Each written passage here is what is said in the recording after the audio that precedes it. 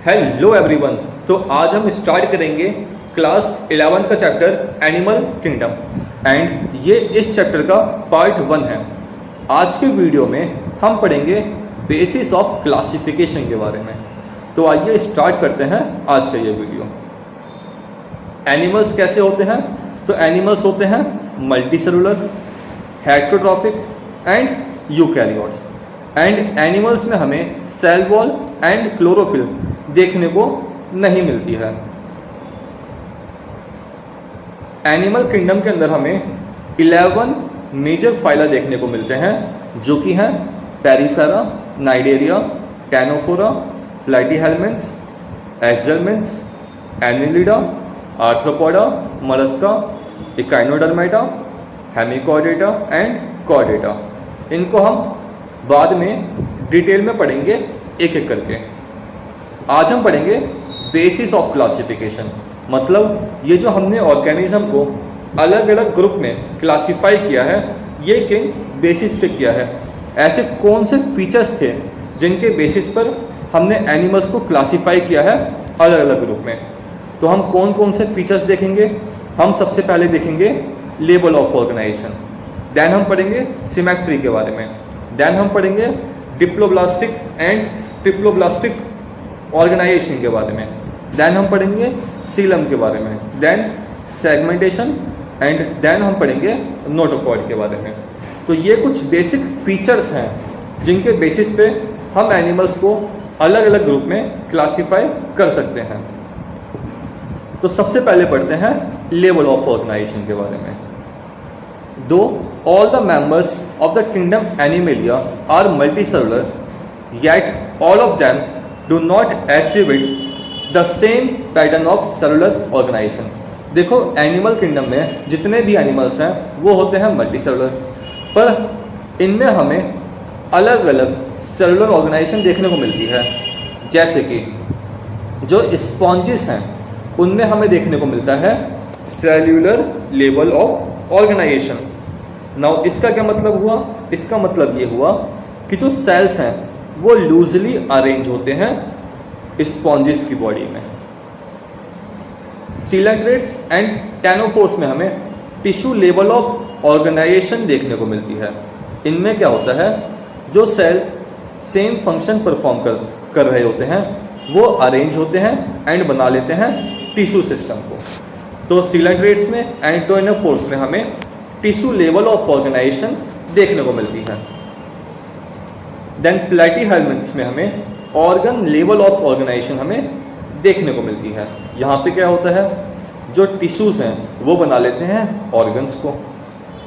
Now annelid से लेके chordates तक जो फाइला है, यहाँ पर हमें देखने को मिलता है organ system level of organization. यहाँ पे जो ऑर्गन्स हैं वो मिलके क्या बना लेते हैं, वो मिलकर बना लेते हैं ऑर्गन सिस्टम को। Organ system in different groups of animals exhibit various patterns of complexities. Now ये जो ऑर्गन सिस्टम है इनमें हमें अलग अलग कॉम्प्लेक्सिटीज देखने को मिल जाती हैं। जैसे कि the digestive system in Platyhelminthes has only a single opening to the outside of the body that serve as both mouth and anus and is hence called incomplete। जैसे कि डाइजेस्टिव सिस्टम हमें incomplete type का भी देखने को मिल सकता है and complete type का भी देखने को मिल सकता है। इनकम्प्लीट टाइप का डाइजेस्टिव सिस्टम हमें देखने को मिलता है प्लैटीहेल्मिन्थ्स में। नाउ यहाँ पे क्या होता है, यहाँ पर हमें एक सिर्फ सिंगल ओपनिंग देखने को मिलती है, बोथ माउथ के लिए भी एंड एनस के लिए भी। कंप्लीट डाइजेस्टिव सिस्टम क्या होते हैं?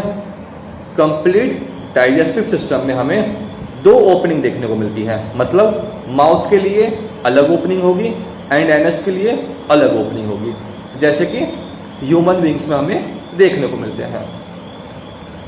Similarly the circulatory system may be of 2 types.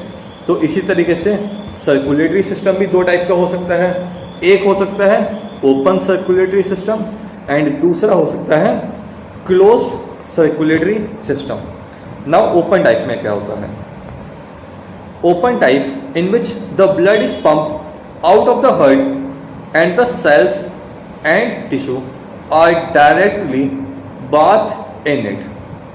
तो सर्कुलेटरी सिस्टम जो है, जो ओपन टाइप का है, यहाँ पर हमें जो वेसल्स हैं जैसे कि आर्टरीज, वेन्स, कैपिलरीज, ये देखने को नहीं मिलती हैं। यहाँ पे क्या होता है, जो हार्ट है वो ब्लड को पंप करेगा एंड जो सेल्स एंड टिश्यूज हैं जहाँ पे ब्लड को पहुँचना होगा वो डायरेक्टली बात करते हैं इन ब्लड के अंदर। क्लोज्ड सर्कुलेटरी सिस्टम में क्या होता है, closed type in which the blood is circulated through a series of vessels of varying diameter, जैसे कि various vessels कौन सी हैं, arteries, veins and capillaries। तो closed टाइप के सर्कुलेटरी सिस्टम में क्या होता है, जो ब्लड है वो वेसल के थ्रू ट्रैवल करता है, जैसे कि यहाँ पर हमें आर्टरीज, वेन्स एंड कैपिलरीज देखने को मिलती हैं। Now symmetry. On the basis of symmetry, animals can be asymmetrical, radial symmetrical and bilateral symmetrical। तो सिमेट्री के बेस पे एनिमल्स एसिमेट्रिकल हो सकते हैं, रेडियल सिमेट्रिकल हो सकते हैं एंड बाइलेटरल सिमेट्रिकल हो सकते हैं। जब हम कहते हैं एसिमेट्रिकल तो इसका मतलब क्या होता है कि इनकी बॉडी को हम दो इक्वल पार्ट में डिवाइड नहीं कर सकते हैं किसी भी प्लेन से। एग्जाम्पल हो गया इसमें स्पॉन्जेस। रेडियल सिमेट्रिकल का मतलब क्या होता है कि जो इनकी बॉडी है इसको हम इक्वल दो पार्ट में डिवाइड कर सकते हैं किसी भी प्लेन में, जैसे कि इस प्लेन से भी दो इक्वल पार्ट में डिवाइड हो जाएगी बॉडी, इस प्लेन में भी एंड इस प्लेन से भी। Radial symmetrical body can be divided into equal halves by any plane passing through the central axis. तो ऐसा कोई भी प्लेन जो सेंट्रल एक्सिस से पास करेगा वो ऐसे एनिमल्स की बॉडी को दो इक्वल पार्ट्स में डिवाइड कर देगा। एग्जाम्पल है इनके सीलेंट्रेट्स, टेनोफोर्स एंड इकाइनोडर्म्स। नाउ अगला है बाइलेटरली सिमेट्रिकल। नाउ इसमें क्या होता है, सिर्फ एक ही प्लेन जो है वो एनिमल्स की बॉडी को डिवाइड करेगा टू इक्वल पार्ट्स में। Body can be divided into two identical halves left and right only along a plane। तो एक सिंगल जो प्लेन है, बोलो सर,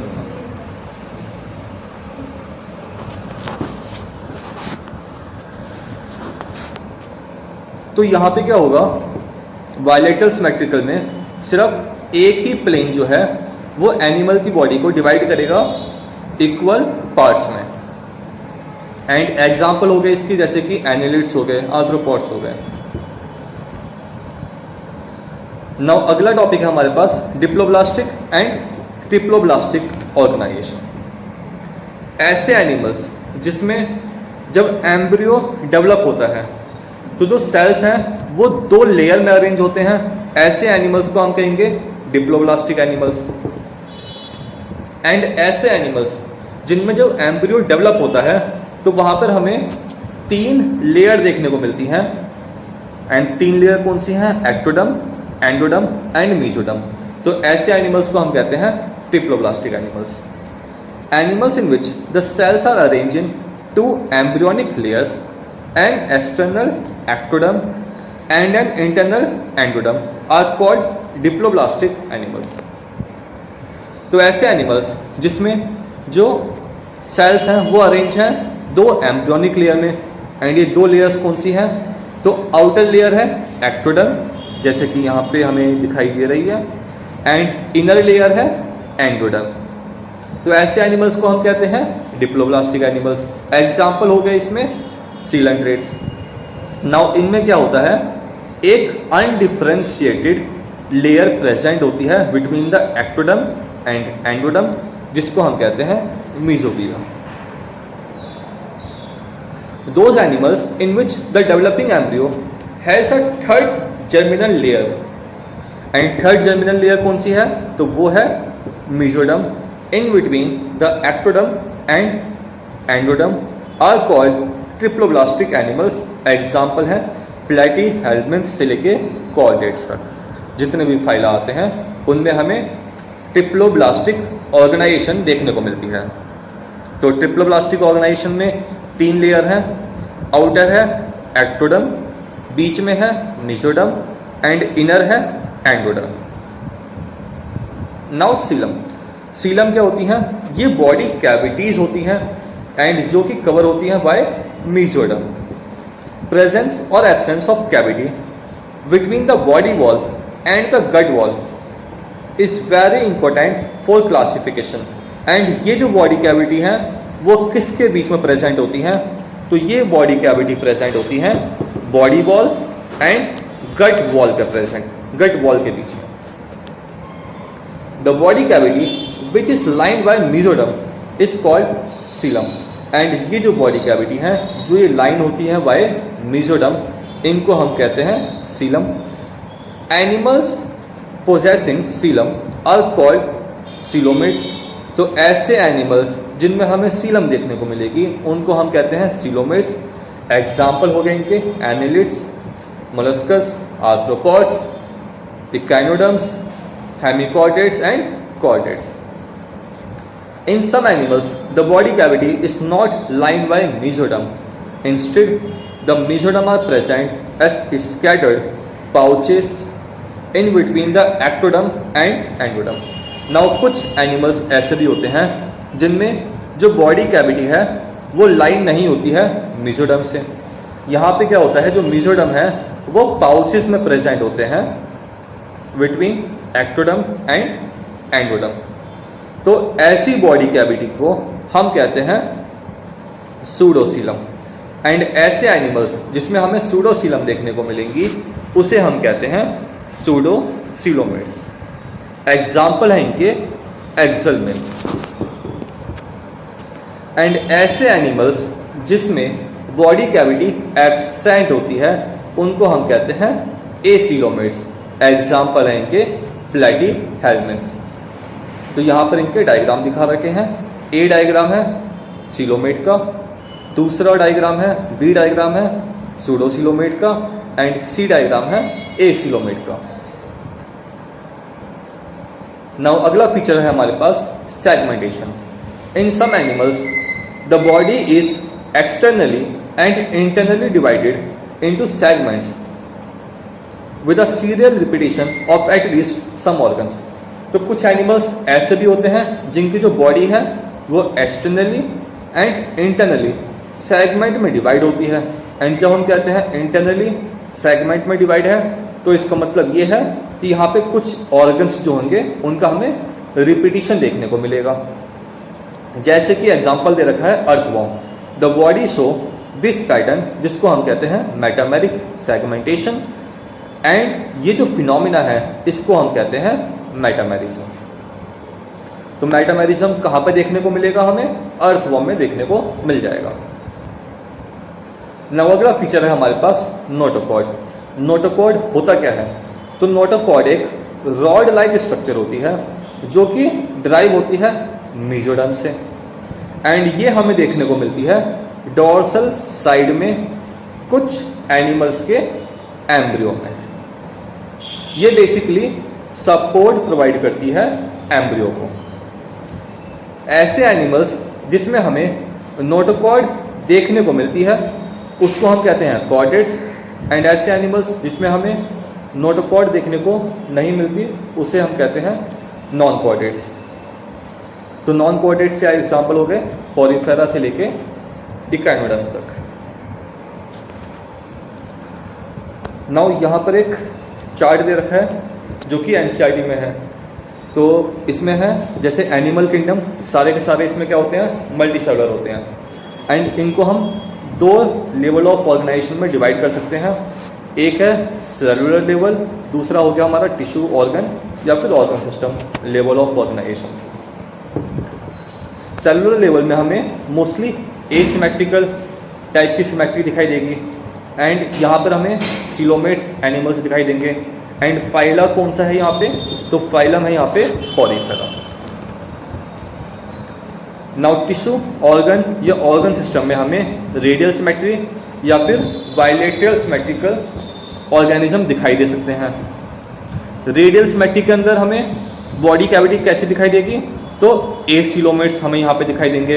एंड फाइलम कौन कौन से हैं यहाँ पे, तो यहाँ पर आ गए सिलेंट्रेट्स, जिसको हम नाइडेरिया भी कहते हैं, या फिर टेनोफोरा।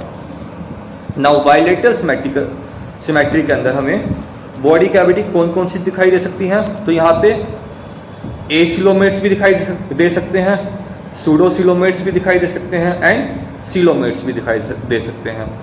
जो एसिलोमेट्स हैं उसका अंदर कौन सा फाइलम आ गया, उसके अंदर फाइलम आ गया प्लाटीहेल्मिन्थ्स। सूडोसिलोमेट्स के अंदर कौन सा फाइलम आ गया, इसके अंदर फाइलम आ गया एक्सलमिन्थ्स। एंड सिलोमेट्स के अंदर कौन से फाइलम आ गए, तो इसके अंदर फाइलम आ गए Annelida, arthropoda, Mollusca, Echinodermata, Hemichordata and Chordata. Now यहाँ पे देखो, एक चीज़ पे ध्यान देना, यहाँ पे इकाइनोडर्माटा के आगे स्टार बना हुआ है। तो ये स्टार इसलिए बना है क्योंकि जो इकाइनोडर्मेटा होते हैं वो रेडियल सिमेट्री को शो करते हैं जब ये एडल्ट होते हैं, मगर जब ये लार्वल स्टेज में होते हैं तो ये बायलेटरल सिमेट्री को शो करते हैं।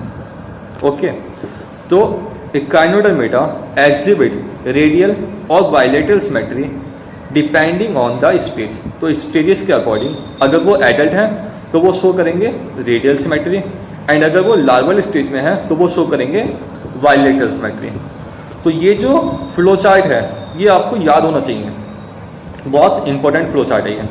नाउ यहाँ पर एक क्वेश्चन है, तो नीट 2019 में पूछा गया है। क्वेश्चन है which of the following animals are true coelomates with bilateral symmetry. तो कौन से एनिमल्स हैं जो बायलेटरल सिमेट्री भी शो करेंगे एंड ये ट्रू सिलोमेट्स भी हैं। 4 यहाँ ऑप्शन दे रखे हैं, इसका आंसर आप फ्लो चार्ट से इजीली बता सकते हैं। तो जो सही आंसर है वो कमेंट बॉक्स में लिख देना, जिसका आंसर सही होगा उसके कमेंट को मैं पिन कर दूंगा ताकि सबको सही आंसर पता चल सके। तो आज के वीडियो में इतना ही है। अगर आपको वीडियो पसंद आया हो तो प्लीज़ चैनल को सब्सक्राइब करें एंड वीडियो को लाइक करें। Thank you.